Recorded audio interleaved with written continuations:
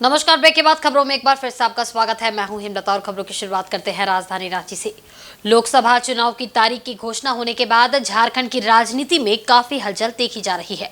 Party के वरिष्ठ नेता एवं विधायक राजनीतिक पार्टी से पाला बदलते दिख रहे हैं। इधर 2 दिनों के अंदर 2 बड़ी राजनीतिक घटना सामने आई हैं। झारखंड के 2 शीर्ष नेता सह विधायक ने अपनी पुरानी पार्टी छोड़ नई पार्टी का दामन थाम लिया है। झारखंड मुक्ति मोर्चा की जामा विधायक सीता सोरेन ने जहां मंगलवार को भारतीय जनता पार्टी का दामन थामा, वहीं इसके महज 24 घंटे के भीतर ही मांडू विधानसभा से 3 बार विधायक रहे जयप्रकाश भाई पटेल भाजपा छोड़कर बुधवार को कांग्रेस में शामिल हो गए। उन्होंने दिल्ली में कांग्रेस के केंद्रीय नेतृत्व एवं झारखंड कांग्रेस कमेटी के प्रभारी अध्यक्ष सहित अन्य नेताओं के समक्ष कांग्रेस का दामन थामा। कांग्रेस प्रदेश अध्यक्ष ने इस विषय पर कहा कि मांडू विधानसभा क्षेत्र में जयप्रकाश भाई पटेल और उनके पिता स्वर्गीय टेकलाल महतो की पकड़ रही है, जिसका फायदा हमें अवश्य मिलेगा। इनका भी धन्यवाद इसलिए कर दे रहा हूं पहले ही कि इन्होंने बहुत बड़ा डिसीजन लिया है। मैं समझता हूं कि आज जब डर और लालच के कॉकटेल के आगे सब लोग नतमस्तक हो रहे हैं, वैसे समय में इन्होंने कांग्रेस का दामन थामना उचित समझा है। मैं इनका आभार व्यक्त करता हूं। धन्यवाद। वहीं मांडू विधायक जेपी पटेल के कांग्रेस में शामिल होने पर अपनी प्रतिक्रिया देते हुए नेता प्रतिपक्ष अमर कुमार बावरी ने कहा कि सभी राजनेता अपने हिसाब से राजनीति करते हैं। कोई व्यक्तिगत हित के लिए राजनीति करते हैं तो कोई राष्ट्र हित के लिए। जेपी पटेल एक परिवार को मजबूत करने के लिए शामिल हुए हैं, वहीं भाजपा में शामिल होने वाले नेता राष्ट्र को मजबूत करने के लिए शामिल हो रहे हैं। उन्होंने कहा कि जेपी पटेल का ये कदम आत्मघाती है। जेपी पटेल के जाने का भाजपा फायदा और नुकसान नहीं सोच रही है। भाजपा अपने विचारधारा के साथ आगे बढ़ रही है और जो भी इस विचारधारा के साथ जुड़ा है वह आगे ही बढ़ेगा। अपने हिसाब से देखते हैं राजनीति को और अपने हित को देखते हैं। कोई देश के हित को देखता है, कोई व्यक्तिगत हित देखता है। इस लिहाज से लोग किस परिवार को मजबूत करने के लिए जा रहे हैं, कोई राष्ट्र को मजबूत करने के लिए आ रहे हैं। तो कुल मिलाकर के जो निर्णय है, उन निर्णयों को इस हिसाब से देखा जाए। वो गए हैं, अब आगे उनका भविष्य है। लेकिन मुझे लगता है एक युवा नेता थे, उनको इस तरह का आत्मघाती कदम नहीं उठाना चाहिए। वहीं झारखंड मुक्ति मोर्चा ने सीता सोरेन के दल छोड़कर जाने पर सीधी प्रतिक्रिया दी है। सीता सोरेन पर पार्टी ने ज्यादा हमलावर होने से परहेज किया है। महासचिव सुप्रियो भट्टाचार्य ने दावा किया है कि इसका लोकसभा चुनाव पर कोई असर नहीं पड़ेगा। सुप्रियो भट्टाचार्य ने एक प्रेस वार्ता कर कहा कि पहले भी मूल पार्टी को छोड़कर जाने वालों का हश्र लोग देख चुके हैं। उन्होंने कई नेताओं के नाम इस क्रम में गिनाए। कहा कि सीता सोरेन को पार्टी ने बहुत सम्मान दिया। ऐसा लगता है कि अति महत्वाकांक्षा में उन्होंने ये कदम उठाया है। दुर्गा सोरेन के निधन के बाद पार्टी ने उन्हें विधायक बनाया। उन्हें दल में महत्वपूर्ण पद दिया गया था। दुमका से संभवतः लोकसभा का चुनाव कल्पना सोरेन या हेमंत सोरेन के लड़ने के सवाल पर कहा कि पार्टी संतुलित करके चलती है। हर समर्पित कार्यकर्ता पर ध्यान केंद्रित करना पड़ता है। गुरुजी के निर्णय को सर्वमान्य मानते हुए दुमका लोकसभा के किसी भी उम्मीदवार की जीत को सुनिश्चित करने के लिए झारखंड मुक्ति मोर्चा का हर कार्यकर्ता समर्पित होगा। वहीं गीता फिर सीता भाजपा में ज्वाइनिंग के सवाल पर बेहद ही मजाकिया लहजे में कहा कि गीता और सीता दोनों भाजपा की बीता है। देखिए, भाभी हम लोगों के साथ रही, आज जहाँ पर भी हैं गई हैं, वहाँ पर भी उनको उनकी आकांक्षित सफलता मिले, इसकी शुभकामना है। लेकिन ये भी सच्चाई है, खासकर गुरुजी को छोड़ने वाले, मैं नाम नहीं लूंगा, बहुत वरिष्ठ नेता लोग भी रहे संथाल परगना के। तो एक बार हम लोगों को जरूर पीछे का भी कुछ बातें याद रखनी पड़ती हैं। इसलिए हमने कहा कि जब तक वो भाजपा में रहेंगी, उनकी सभी आकांक्षाएं पूरी हो, उसके लिए शुभकामनाएं। बाकी एक टीस हम लोगों को भी कि 10 बजे के कुछ देर के बाद ये वक्तव्य हम लोगों के पास में आया था, जो चिट्ठी आप लोग देख रहे हैं। हम लोगों ने गुरुजी के पास इस बात को पहुंचाया, तो गुरुजी ने कहा कि ठीक है, हम बात करेंगे। मेरे परिवार का मामला, लेकिन तब तक में ये फिर खबर आ गई कि वो भाजपा जा रही। तो आपने यदि निश्चय करके पत्र दिया है, तब तो फिर कुछ कहना नहीं। वहीं कोल्हान के सबसे बड़े सरकारी अस्पताल जमशेदपुर के एमजीएम का बुधवार को धालबू में एसडीओ पारुल सिंह ने औचक निरीक्षण किया। इस दौरान मरीजों से मुलाकात की और उन्हें मिलने वाली स्वास्थ्य सेवाओं की जानकारी ली। इस दौरान उनके साथ अस्पताल के अधीक्षक एवं उपाधीक्षक भी मौजूद थे। अस्पताल के अव्यवस्थाओं के सवाल पर एसडीओ ने बताया कि अब यहां पास सिस्टम से एंट्री होगी, इसके लिए निर्देश दिए गए हैं। साथ ही पार्किंग की व्यवस्था को भी दुरुस्त करने को कहा गया है। पहले की तुलना में व्यवस्था में काफी सुधार हुआ है, हालांकि इसमें और सुधार की जरूरत है। मरीजों के परिजनों को कपड़ों को सुखाने के स्थल में बदलाव के निर्देश दिए गए हैं। उन्होंने बताया कि डॉक्टर नियमित रूप से यहां मरीजों को सेवा दे रहे हैं। साथ ही सुरक्षा में तैनात होमगार्ड भी अपनी ड्यूटी मुस्तैदी से निभा रहे हैं। जो भी केस हुए हैं उनका रिव्यू किया गया है और उन पर क्या कार्रवाई हुई है, इसकी रिपोर्ट मांगी गई है।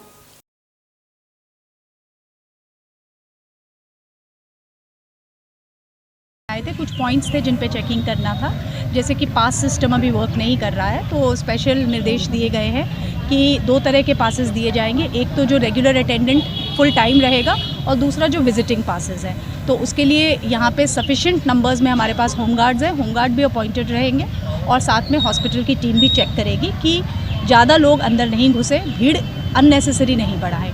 दूसरा, एक प्रॉब्लम आ रही थी गाड़ी पार्किंग की, जिसके लिए सुपरिटेंडेंट साहब और डिप्टी सुपरिटेंडेंट साहब का कहना था कि स्पेस नहीं है।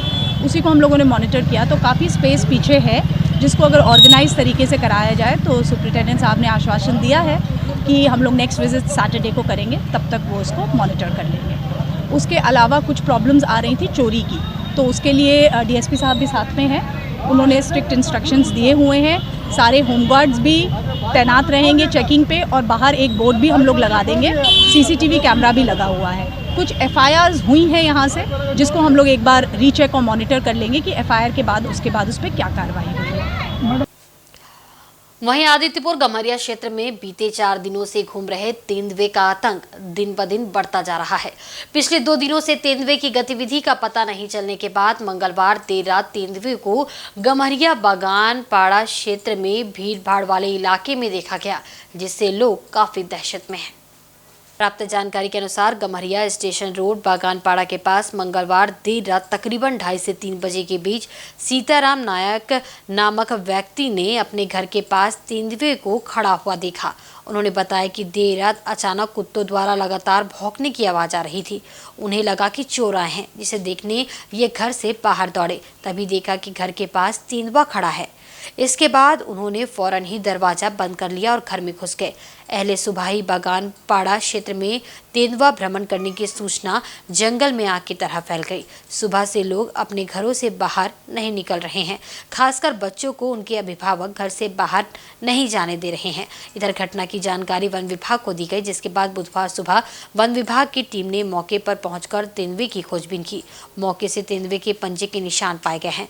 वन विभाग के कर्मचारियों ने बताया कि कुछ निशान तेंदुए के पंजे से मेल खा रहे हैं। हालांकि रात भर बारिश होने के चलते कई जगह से तेंदुए के निशान मिट गए हैं।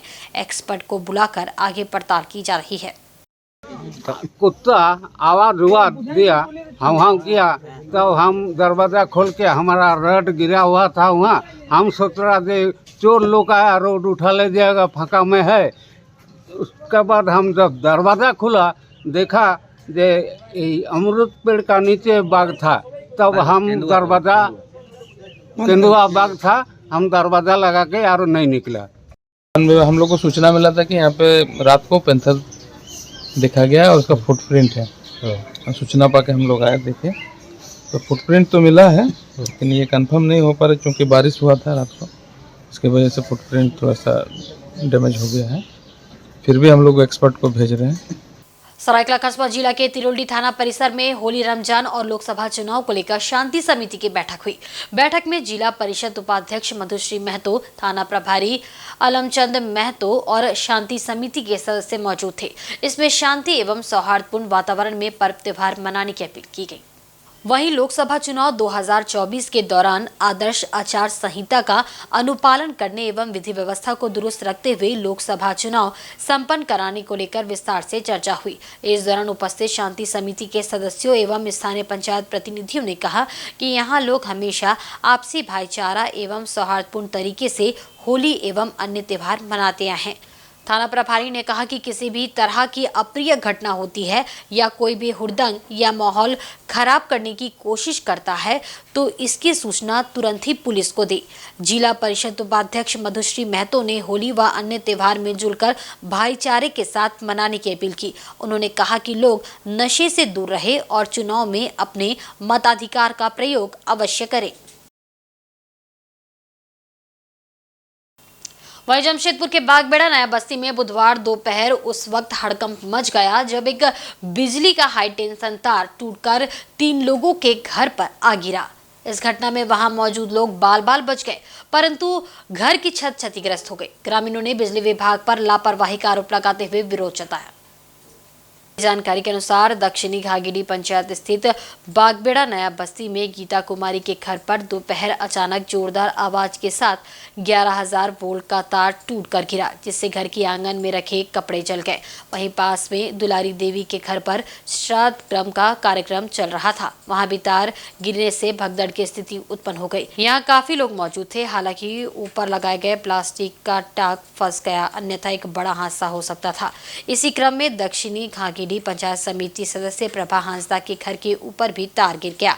प्रभा हांसदा ने बताया कि बार बिजली विभाग को अवगत कराने के बाद उनकी नींद नहीं खुली और आज बड़ा हादसा होते होते टल गया। विभाग से कई बार हाई टेंशन तार के नीचे जाली लगाने की मांग की गई, पर आज तक इस ओर ध्यान नहीं दिया गया। इस क्षेत्र में बिजली के खंभे भी जर्जर स्थिति में हैं। इधर सूचना मिलने के बाद तुरंत ही बिजली काटी गई और बिजली विभाग के कर्मचारी मौके पर पहुंचकर तार की मरम्मत में लग गए।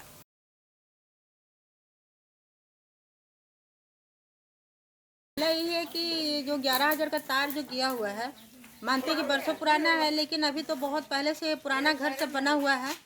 लेकिन विभाग को हम लोग बार बोलते हैं, लेकिन विभाग के कान में जू तक नहीं रेंगते हैं। हम लोग का कहने का है कि जहाँ जहाँ घर है उस घर के ऊपर से कम जाली तो लगा सकते हैं, जाली बैठा दीजिए ताकि कल का कोई दुर्घटना ना घटे। लेकिन विभाग आते हैं, तार जोड़ के चल जाते हैं, बोलते हैं हाँ लगा देंगे, लेकिन नहीं लगाते हैं। आज ये हुआ कि आज 11 साढ़े 11 बजे के करीब में एक तार में गुड्डी लटका हुआ था एक, और पता नहीं कैसे करके गुड्डी जला। उसी से 11,000 तार में भी आग पकड़ा, और आग पकड़ा तो इतना भयंकर आग पकड़ा कि यहाँ जो देख रहे हैं आप लोग, जो तार टूट के जला है, यहाँ कपड़ा सब था वो जल गया। यहाँ घर में 4 माँ बच्चा थे, वो लोग भी भीतर में रह गए। अगर अचानक उस समय अगर ये लोग बाहर निकलते तो हो सकता है ये लोग भी चारों मर जाते। मेरे घर में भी ऊपर में तार गिरा हुआ था और नीचे गैस सिलेंडर सब था, प्लास्टिक था। अगर प्लास्टिक के अंदर मेरे जलता, गैस सिलेंडर फटता तो एक साथ मेरा 2 गैस सिलेंडर फटता, तो आधा बस्ती तो ऐसे ही जल जाता। बगल में श्राद्ध घर हो रहा था, उसके नीचे भी तार गिरा हुआ है, वहाँ भी लोग बैठे हुए थे। तो ये बहुत बड़ा दुर्घटना घट सकता था, लेकिन भगवान का दया से ऐसा घटना कुछ अनहोनी नहीं हुआ। लेकिन ये भविष्य के लिए हम यही बोलना चाहते हैं प्रेस के माध्यम से कि अब भी कम से कम बिजली विभाग वाला लोग सचेत हो जाए और सोचे कि जहाँ जहाँ घर के ऊपर से तार गिरा हुआ है वहाँ कम से कम की जाली बैठा दे कि वहाँ के गांव के लोग और वहाँ के बाल बच्चा सुरक्षित रहे। नहीं तो कल का किसी दिन ऐसा होगा कि हम लोग को कुछ आंदोलन करना पड़ेगा या कोई कदम उठाना पड़ेगा ताकि जीवीसी का कान तक में बात पहुँचे। पता नहीं वहाँ गुड्डी फंसा था ना, तो सही पानी नहीं रहा होगा, सट गया दोनों। सटने के बाद में पूरा आग लगने लगा। हम बोला तो गुड्डी जल रहा खाली, तो देखते देखते पूरा खंबा में आग लग गया। खंबा में जैसे आग लगा था हम लोग निकलेंगे सोचे तो पूरा करंट आ गया जमीन में। हम लोग नहीं निकले, बच्चे लोग को पलंग में चढ़ा दे रहे, यहीं से हम चिल्ला रहे बचाओ बचाओ बोल के, कोई बचाओ बोल के खूब चिल्ला रहे। बच्चे लोग भी चिल्ला रहा पलंग में चढ़ के हम लोग को कोई बचाओ बचाओ बोल के। वैसे में फिर ललन ठाकुर जो था वो फोन करके डीवीसी में खबर दिया, तब लाइन काटा। जैसे लाइन काटा, ये थोड़ा लाइन यहाँ सटा है और करंट कटा है। कुछ नहीं हुआ बाबू, हम लोग निकलते तो हम चारों निकल रहे थे। जैसे करंट लगा ना जमीन में, हम लोग अंदर घुस गए। जाली कब से बोला जाली लगाने, अभी तक जाली लगाने का नाम ही नहीं लेता है। बदली क्या उतना से ही बोला कि जाली लगाने, लेकिन कोई जाली ही नहीं लगाया।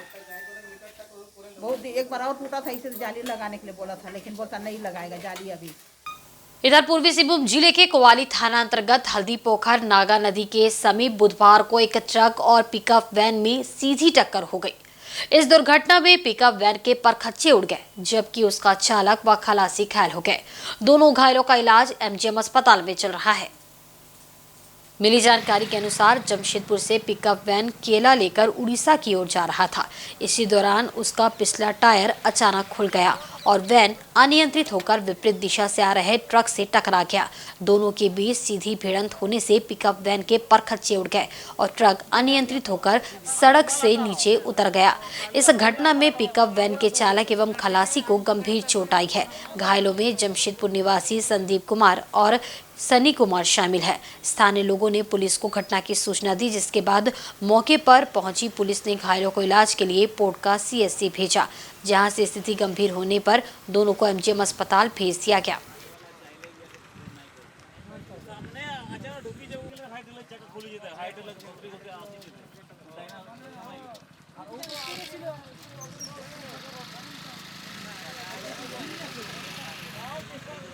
और सरायकेला के रानी पद्मिनी राजकीय कन्या उच्च विद्यालय परिसर में बुधवार को जिला स्तरीय विज्ञान प्रदर्शनी का आयोजन हुआ।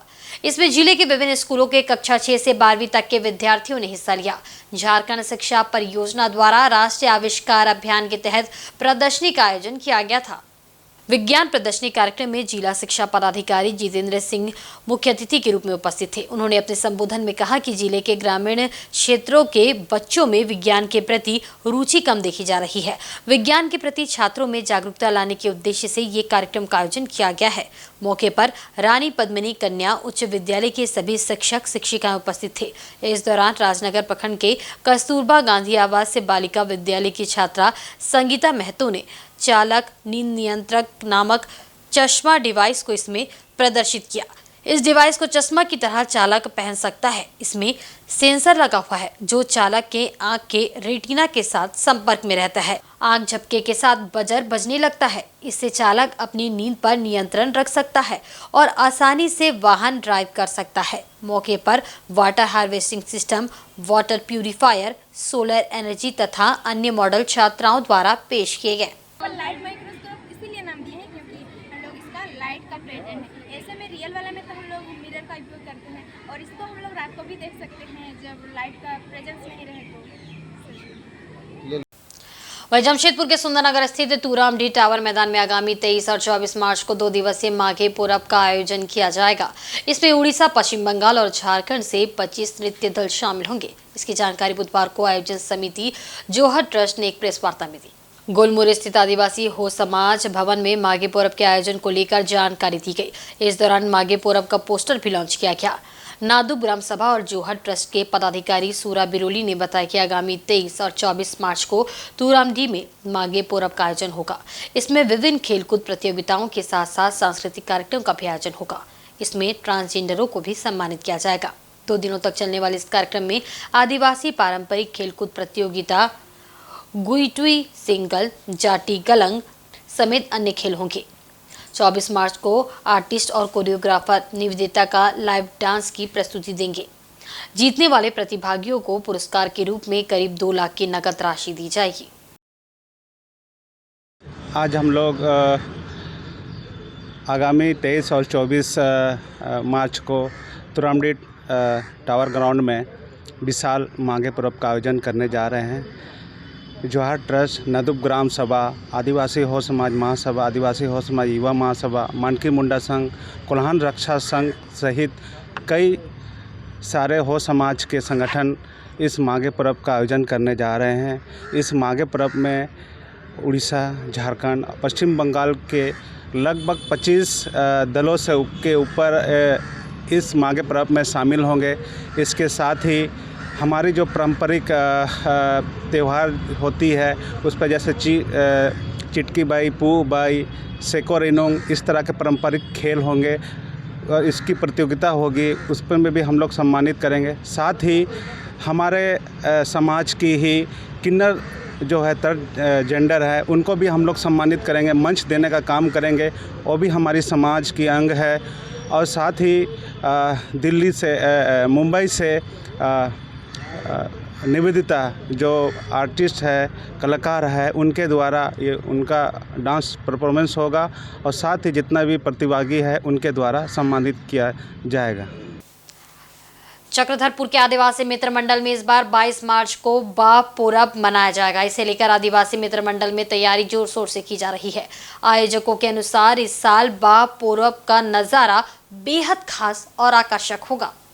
समुदाय के लोग हमेशा से ही प्रकृति के अनुरूप रहे हैं, चाहे उनकी गतिविधि देखें या स्वभाव, ये सब पूरी तरह से प्रकृति से ही जुड़ा हुआ है। हो समुदाय की मान्यता के अनुसार कोई भी चीज यदि नहीं हो तो उसके स्वागत के लिए पूजा अर्चना जरूर करना चाहिए, अन्यथा अनहोनी होती है। ऐसा ही त्योहार है बा पूरब। ये हो आदिवासियों का दूसरा बड़ा महत्वपूर्ण त्योहार है। बा का अर्थ फूल होता है, अर्थात फूलों का त्योहार। बा पूरब प्रकृति को सम्मान देने के लिए ही मनाया जाता है, या कहें तो प्रकृति के स्वागत में ही इसे मनाया जाता है। पतझड़ में पुराने पत्ते झड़ जाते हैं और बसंत के आगमन के साथ ही पेड़ों में नए नए पत्ते और फूल आ जाते हैं। ऐसा लगता है जैसे प्रकृति ने नया जन्म लिया हो। जैसा यहाँ देख रहे हैं कि अभी हम लोग का अखाड़ा तैयार हो रहा है, उधर स्टेज बन के रेडी है, तो प्रोग्राम ही हम लोग करने वाले हैं। अभी हम लोग का हो आदिवासियों का दूसरा सबसे बड़ा त्यौहार आ रहा है बा पूरब। और बा पूरब को अगर हिंदी में बोले तो फूलों का त्यौहार है। ये फूलों का त्यौहार हम लोग इसलिए मनाते हैं क्योंकि हम लोग हमेशा से ही प्रकृति के साथ जुड़े हुए हैं। तो प्रकृति में कोई भी चीज़ नया आता है तो उसका हम लोग स्वागत करते हैं। जैसे अभी बा पूरब जिसको बोल रहे हैं, इसमें हम लोग फूलों का और फलों का पूजा भी करते हैं, उसका हम लोग स्वागत करते हैं। इसके बाद जाकर के हम उन फूलों का या उन फलों का हम लोग अपने ज़िंदगी में यूज करते हैं, उससे पहले हम लोग नहीं करते हैं। तो ये बा पूरब है, उसी का अभी तैयारी चल रहा है। 22 तारीख को है बा पूरब। तो जितना लोग भी आप लोग का दर्शक लोग देख रहे हैं, तो अगर आप लोग देख रहे हैं तो लोगों को शेयर भी करिए, ताकि हम लोग का ये जो बा पूरब है उसमें ज़्यादा से ज़्यादा लोग आ सके और आप लोग यहाँ आकर के एंजॉय कर सके। वहीं पूर्वी सिंहभूम जिले के मुसाबनी में असेका की ओर से बुधवार को बहा पूजा का आयोजन हुआ। इस मौके पर काफी संख्या में श्रद्धालु उपस्थित थे। सभी ने मिलकर एक साथ पूजा अर्चना की और सुख समृद्धि की कामना की। मुसाबनी टेटा बादिया स्थित असेका मैदान में बुधवार को असेका द्वारा धूमधाम से बहा पूजा मनाया गया। इस मौके पर पुजारी अर्जुन हेम्ब्रम को उसके आवास से आदिवासी परंपरा के अनुसार गाजे बाजे में महिलाओं द्वारा नृत्य के साथ दिशोम जाहिर कर लाया गया। इस दौरान टेटा बादिया स्थित असेका कार्यालय के समीप पंडित रघुनाथ मुर्मू की प्रतिमा की परिक्रमा भी की गई। इसके बाद पुजारी दिशोम जाहिरगढ़ पहुंचे। यहां सभी ने मरांगबुरु की पूजा अर्चना की और खेती के लिए अच्छी बारिश तथा गांव में सुख समृद्धि की कामना की।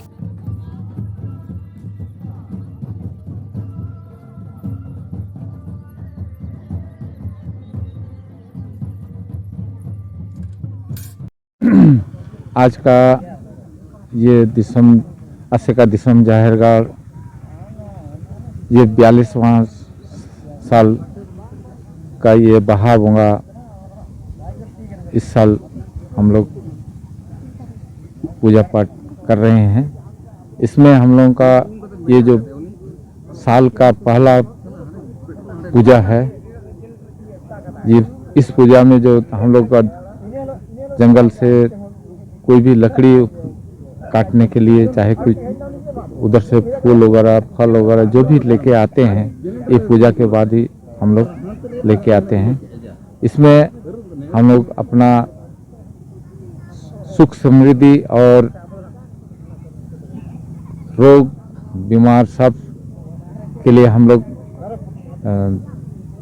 इसमें प्रार्थना करते हैं, जिससे ये रोग बीमारी सब गांव घर में ना आए और हंसी खुशी जिस तरह से फूल अपना खिलता है उसी तरह से हम लोग भी अपना अच्छा से रहें। और जो ये जो गांव घर में जो शादी ब्याह वगैरह होता है, जैसे बहू वगैरह लाते हैं, चाहे लड़कियों को शादी देते हैं, वो भी सगुन रहे। और इधर जमशेदपुर के बिष्टुपुर स्थित मोहन आहूजा स्टेडियम में बुधवार को छठा पैरा नेशनल बैडमिंटन चैंपियनशिप का शुभारंभ हुआ। 3 दिवसीय इस प्रतियोगिता में 22 राज्यों के 475 दिव्यांग खिलाड़ी हिस्सा ले रहे हैं। इसमें वैसे प्रतिभागी भी शामिल है जो ओलंपिक में हिस्सा लेने वाले हैं। Para Olympic committee of India एवं बैडमिंटन एसोसिएशन ऑफ इंडिया की ओर से आयोजित होने वाले इस चैंपियनशिप को लेकर खिलाड़ियों में खासा उत्साह है। इस संबंध में जानकारी देते हुए एन प्रभाकर राव ने बताया कि इस आयोजन में टाटा स्टील की महत्वपूर्ण भूमिका है। ये दिव्यांग खिलाड़ी सामान्य खिलाड़ियों के लिए प्रेरणा स्रोत है। इनमें से 6 खिलाड़ियों ने पिछले साल ओलंपिक में मेडल हासिल किया था। प्रतियोगिता का समापन 23 मार्च को होगा। इसमें लगभग 150 महिला दिव्यांग खिलाड़ी भी हिस्सा ले रही है।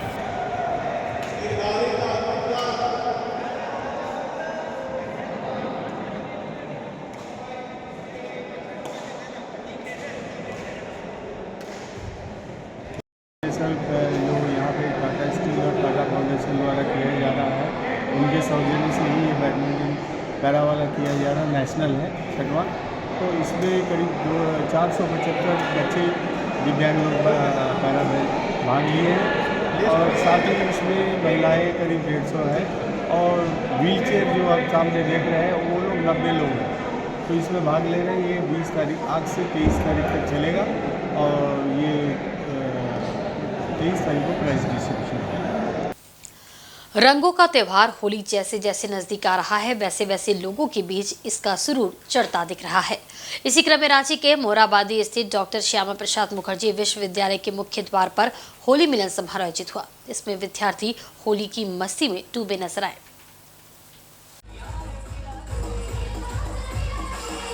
होली मिलन समारोह में हजारों की संख्या में छात्र छात्राओं ने साथ मिलकर होली खेली।